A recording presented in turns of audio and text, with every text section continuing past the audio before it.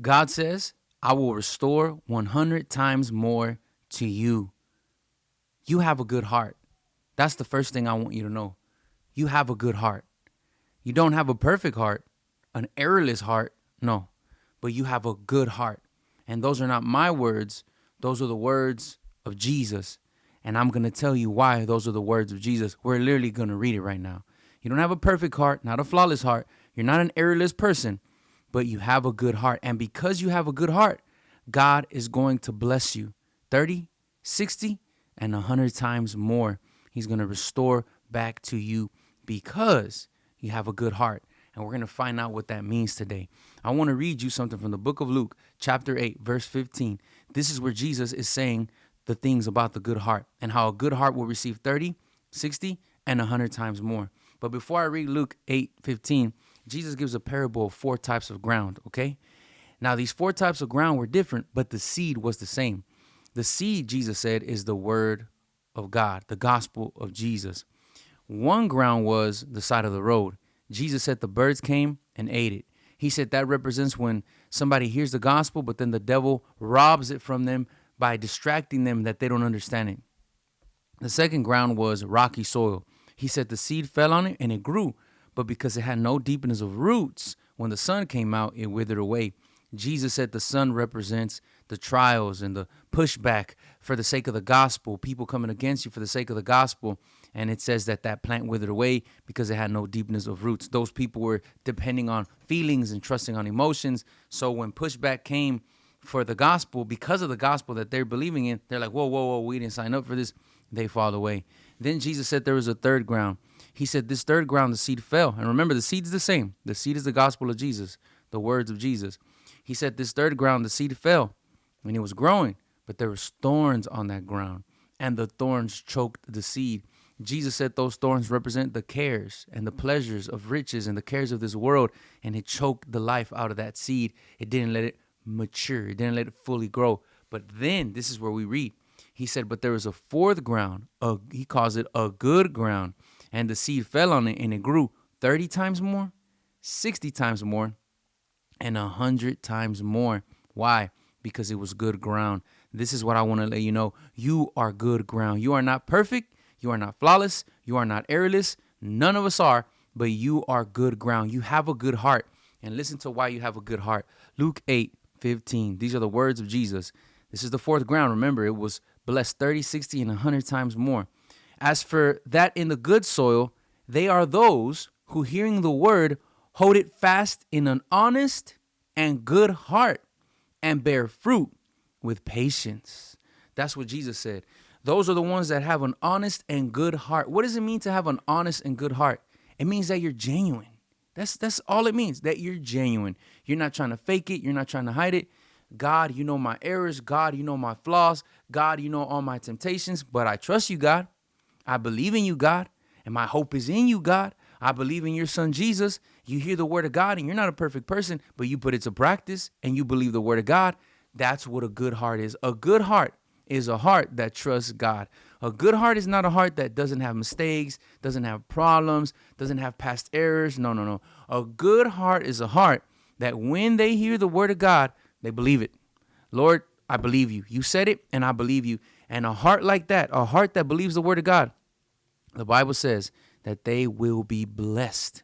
They will produce much fruit, 30, 60, and 100 times more. That's what God wants you to know. Keep enduring, keep being patient, keep believing him, and God is going to multiply his word in your life. God is going to multiply the maturity that he's going to bring upon you. He's going to multiply that maturity in your life. He's going to make you a mature person, a stronger person, emotionally, mentally. What God is going to do in your life is going to be greater than how you find yourself right now. What God is going to do in your life because of your good heart. Remember, good heart doesn't mean perfect, doesn't mean flawless, but you trust the Lord because of that good heart you have that trusts God. God is going to multiply his blessings and his strength in your life. Now, that's what God's going to do in your life. But now let's find out what God's going to do in people's lives that don't trust him. And the truth is, God's not going to do anything. And it's not because he cannot. It's because they didn't let themselves. They didn't stick around long enough for God to work the works that he wanted to work in them. Let's find out what's the mistake. What's the problem of these people? Matthew chapter 19. 16 through 29. We're going to talk about the rich young man. He walked away. He walked away before he heard the blessing, all right? And this man had a potential to receive 100 times more of what he already had. But because he didn't stick around and hear the whole story, he walked away and he lost his blessing. Let's read. And behold, a man came up to him saying, Teacher, and what good deed must I do to have eternal life? And he said to him, Why do you ask me about what is good? There is only one who is good. If you would enter life, keep the commands. He said to him, Which ones? Jesus said, You shall not murder. You shall not commit adultery. You shall not steal. You shall not bear false witness. Honor your father and mother, and you shall love your neighbor as yourself. The young man said to him, All these I have kept. What do I still lack? Jesus said to him, If you would be perfect, go, sell what you possess and give to the poor, and you will have treasure in heaven, and come follow me. When the young man heard this, he went away sorrowful, for he had great possessions. So he looked like he wanted to find out what he needed to do. But when Jesus told him what he needed to do, he wasn't willing to do it. And he walked away very sad. Now listen to this. He had many possessions in this earth, and he didn't want to let them go. So he walked away from Jesus very sad. And Jesus said to his disciples, Truly I say to you, only with difficulty will a rich person enter the kingdom of heaven.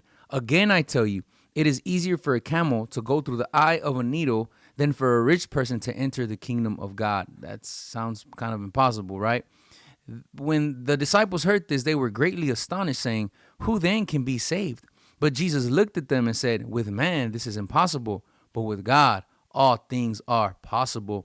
So if he's saying it's easier for a camel to go through the eye of a needle than for a rich man to enter heaven, the kingdom of God, and the disciples say, then who can be saved? Jesus is saying, I'm not saying they can't be saved. I'm saying that it's going to be impossible for them. But if they put their trust in me, it's going to be possible. So Jesus is saying, if you try to do it in your own human nature, if you try to do it in the flesh, if you try to serve God and follow God in the flesh, it's going to be impossible. But if you surrender to me, if you surrender to God, Jesus is saying, it's going to be possible. So that rich young man, he could have done it if he would have surrendered to God, but he didn't want to surrender to God. He wanted to keep what he had. That's why he turned away from Jesus and he walked away. And then Peter, who had a fishing business, and he left his fishing business to follow Jesus, Peter asked a question, and look what he says. Then Peter said in reply, See, we have left everything to follow you. What then shall we have? Jesus said to them, Truly I tell you, in the new world, when the Son of Man will sit on his glorious throne, you who have followed me will also sit on 12 thrones, judging the 12 tribes of Israel. And everyone who has left houses, brothers, sisters, or father, or mother, or children, or lands, for my name's sake, meaning people who went full-time ministry and they dispose themselves of all the worldly things and they follow Jesus Christ, look what the Bible says, will receive 100-fold and will inherit life. But many who are first will be last, and the last will be first. So Jesus says to his disciples, you're going to sit on 12 thrones with me. And then he says, everybody who left these earthly things to follow me, he says, I'm going to give them 100 times more. In other words, what God's going to add to you cannot even compare to what we will ever leave behind for Jesus Christ. Let me give you an example. 34 years ago, my father was addicted to drugs. My mother was bitter and full of anxiety and full of hatred. I mean, we didn't have nothing. We were lost. And we surrendered that trash to Jesus. And Jesus has renewed our family. He has renewed my mother and father. He has renewed their marriage. So literally that broken life, that broken marriage, that broken family, those broken emotions that we surrendered to Jesus, Jesus has restored all that. He has restored our emotions. He has restored our mind. He has restored our family. He has restored my parents' marriage. They've been married for about 45 years already. At one point, not they, because my dad, he was hooked on drugs, but my mother, she hated my father. She hated my father because of the life that he was putting her through, but Jesus has restored all that.